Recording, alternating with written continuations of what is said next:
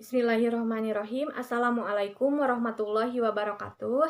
Nama saya Nursofa Aisyah. Saya di sini akan menjelaskan tentang karakteristik pembelajaran abad ke-21. Pembelajaran abad ke-21 dituntut untuk berbasis teknologi karena untuk menyeimbangkan tuntutan pada zaman era milenial dengan tujuan nantinya peserta didik terbiasa dengan kecakapan kehidupan pada abad ke-21.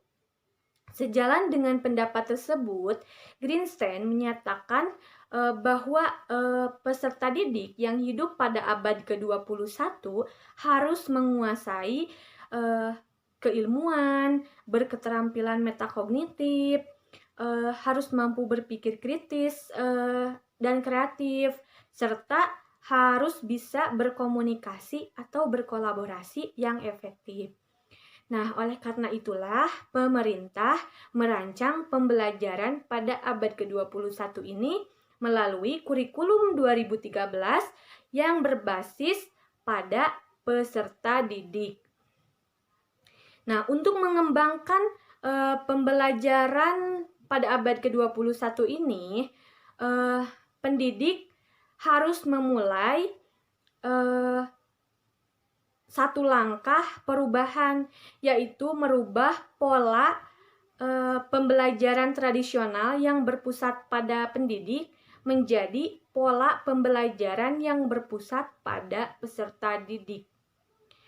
Pembelajaran tradisional dapat dipahami di mana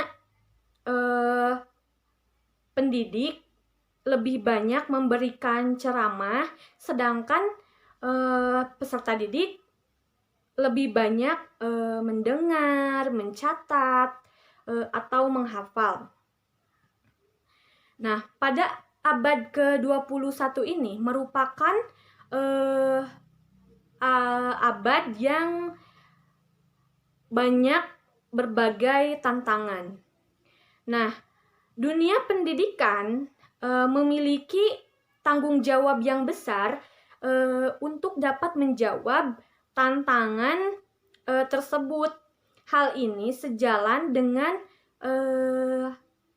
karakteristik skill masyarakat pada abad ke-21 ini yang dipublikasikan oleh Partnership of 21st Century Skill, mengidentifikasikan bahwa peserta didik yang hidup pada abad ke-21 ini harus mampu mengembangkan keterampilan kompetitif yang berfokus pada pengembangan keterampilan abad ke-21 seperti berpikir kritis atau critical thinking, lalu pemecahan masalah atau problem solving, lalu keterampilan berkomunikasi atau ICT, lalu ada melek informasi atau information literacy, dan melek media atau media literasi. Nah, dalam keterampilan abad ke-21 tersebut, yang harus dimiliki peserta didik adalah keterampilan 4C, yaitu berpikir kritis, komunikasi, kolaborasi, dan kreativitas. Agar keterampilan 4C tersebut dapat berkembang dengan baik, maka peserta didik perlu dibiasakan dengan aktivitas pembelajaran yang melatih keterampilan 4C tersebut. Pembelajaran yang dapat melatih kompetensi 4C itu harus pembelajaran yang berpusat pada peserta didik, kerjasama, atau hal lainnya. Abad ke-21 merupakan abad di mana kehidupan sudah mulai menyatu dengan kecanggihan teknologi. Industri, pendidikan, ekonomi, bisnis, atau budaya berkembang dengan pesat. Sebagai manusia yang hidup pada masa serba cepat ini, harus memiliki kreativitas atau inovasi. Teknologi tidak hanya menambah sesuatu, tetapi juga mengubah segalanya, termasuk bagaimana mengubah sistem pendidikan yang menjadi lebih inovatif dan kreatif. Nah, guru atau pendidik merupakan desainer pendidikan. Guru harus mengimbangi revolusi digital, di mana anak-anak mulai bertransmigrasi menjadi penduduk dunia maya, sedangkan orang dewasa menjadi sebagai imigran. Guru harus menciptakan inovasi pembelajaran dengan menggunakan sumber yang tidak terbatas. Mungkin sebagian orang khawatir dengan pesatnya teknologi, namun kita dapat mengambil sisi positifnya dengan memanfaatkan teknologi semaksimal mungkin dalam proses pembelajaran. Nah, contoh sederhananya, misalkan kan rata-rata sekolah itu melarang penggunaan ponsel. Namun tetap saja selalu ada siswanya yang secara sembunyi-sembunyi menggunakan ponsel ketika pembelajaran sedang berlangsung. Nah, dari kasus tersebut kita dapat menciptakan inovasi pembelajaran. Nah, pendidik tidak harus melarang 100% dalam penggunaan ponsel ketika sedang belajar. Misalnya seperti pendidik meminta siswanya untuk mencari sumber data materi yang saat itu sedang dipelajari, agar nanti sumbernya itu tidak hanya dari buku, tetapi juga banyak dari sumber lain, dari internet seperti itu. Nah, nanti agar siswanya dapat mendiskusikan hasil pencariannya tersebut. Selain itu juga dapat memanfaatkan teknologi dengan menggunakan teknologi saat proses pembelajaran. Jadi guru melarang dengan batas melarang penggunaan ponsel dengan batas yang sewajarnya saja, seperti itu. Bismillahirrahmanirrahim. Saya Salsabila Nur Ajmi. Di sini saya akan menjelaskan mengenai model pembelajaran 4 skill atau biasa kita kenal dengan kemampuan 4 keterampilan. Nah, apa saja sih dari 4 keterampilan itu? Yang pertama yaitu critical thinking atau berpikir kritis. Kedua yaitu communication atau komunikasi. Yang ketiga yaitu collaboration atau kolaborasi. Dan keempat yaitu creativity atau kreativitas. Nah, seiring dengan perkembangan zaman dan perkembangan teknologi yang semakin pesat, maka sekolah formal sudah dituntut untuk menerapkan keterampilan 4C tersebut. Nah, untuk mencapai kondisi belajar yang ideal, kualitas pengajaran selalu terkait dengan penggunaan model pembelajaran secara optimal. Ini berarti bahwa untuk mencapai kualitas pengajaran yang tinggi pada setiap mata pelajaran harus diorganisasikan dengan model pengorganisasian yang tepat. Dan selanjutnya, disampaikan kepada peserta didik dengan model yang tepat pula. Nah, pada keterampilan 4C ini wajib dikuasai dan dimiliki oleh setiap peserta didik guna menghadapi tantangan abad 21. Nah, menurut penelitian Assessment and Teaching mengkategorikan bahwa keterampilan abad ke-21 itu dibagi menjadi 4 kategori. Yang pertama yaitu ada way of thinking, kedua way of working, ketiga tools of working, dan terakhir yang keempat yaitu skill for living in the world. Nah, penjelasan dari keempat kategori tersebut yaitu sebagai berikut. Yang pertama, way of thinking yaitu mencakup kreativitas, inovasi, berpikir kritis, pemecahan masalah, dan pembuatan keputusan. Yang kedua yaitu way of working yaitu mencakup keterampilan berkomunikasi, berkolaborasi, dan bekerja sama dalam tim. Yang ketiga yaitu tools of working mencakup adanya kesadaran warga negara baik secara global maupun lokal, pengembangan hidup dan karir, serta adanya rasa tanggung jawab sebagai pribadi maupun sosial. Sedangkan yang keempat yaitu skill for living in the world merupakan keterampilan yang didasarkan pada literasi informasi, penguasaan teknologi informasi dan komunikasi baru, serta kemampuan untuk belajar dan bekerja melalui jaringan sosial secara digital. Nah, selanjutnya itu adapun penjelasan dari kemampuan 4C menurut Anies Baswedan pada tahun 2016 disebutkan bahwa critical thinking atau berpikir kritis merupakan kemampuan peserta didik dalam berpikir kritis berupa bernalar, mengungkapkan, menganalisis, dan menyelesaikan masalah.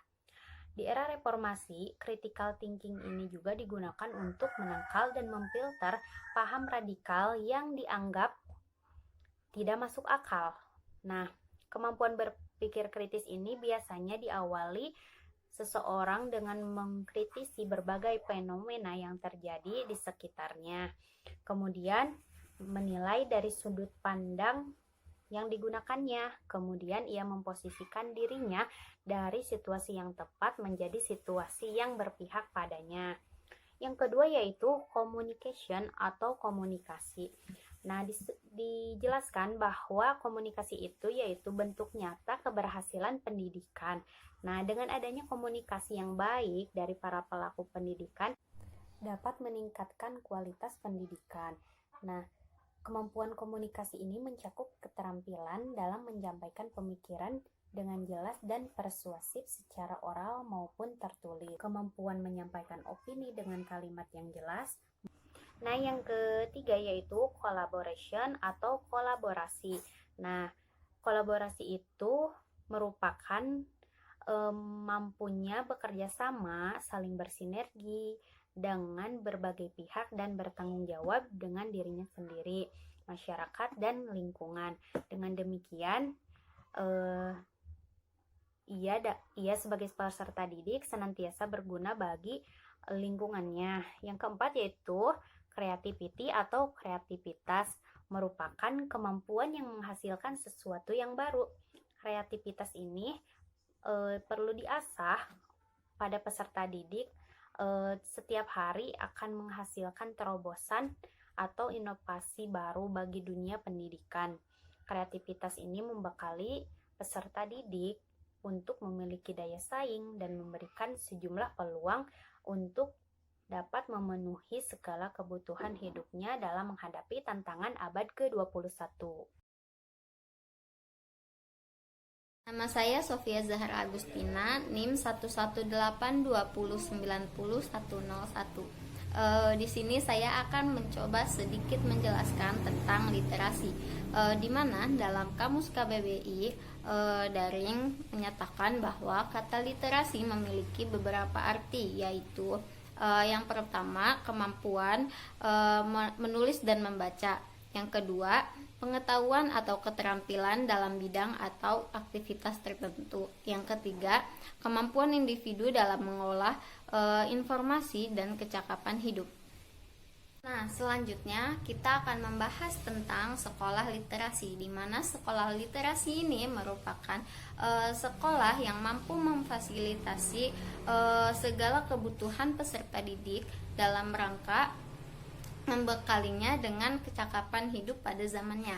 Nah, di sini sekolah literasi mempunyai ciri-ciri sebagai berikut. Yang pertama, bervisi literasi. Yang kedua, memiliki SDM yang peduli akan literasi. Yang ketiga, memiliki sarana literasi. Yang keempat, memiliki program literasi. Dan yang kelima, menerapkan pembelajaran literasi. Bismillahirrahmanirrahim. Assalamualaikum warahmatullahi wabarakatuh. Nah, di sini saya akan menjelaskan tentang keterpaduan kecakapan abad ke-21 dalam kurikulum Madrasah Ibtidaiyah atau MI. Kompetensi atau kecakapan abad 21 yang telah diidentifikasi oleh Youth-Based Partnership 21 Century Skills yang meliputi communication, collaboration, critical thinking, dan creativity. Nah, kompetensi-kompetensi tersebut harus diintegrasikan dalam proses pembelajaran di kelas sesuai dengan tema-tema pada kurikulum 2013. Keterampilan abad 21 ini menjadi 4 kategori. Yang pertama ada way of thinking. Di sini mencakup kreativitas, inovasi, berpikir kritis, pemecahan masalah, dan pembuatan keputusan. Yang kedua ada way of working. Di sini mencakup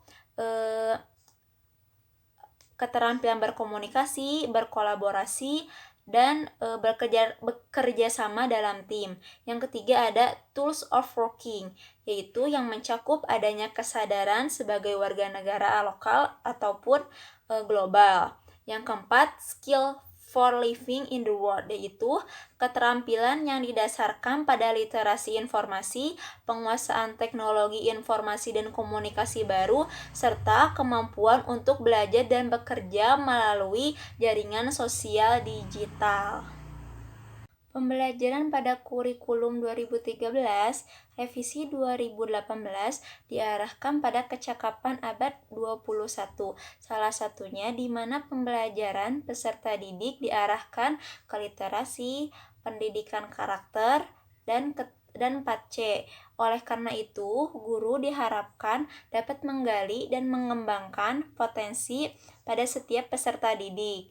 Dan salah satunya yaitu dengan perencanaan pembelajaran yang baik dan dimulai dengan menyusun program semester atau menyusun silabus dan RPP.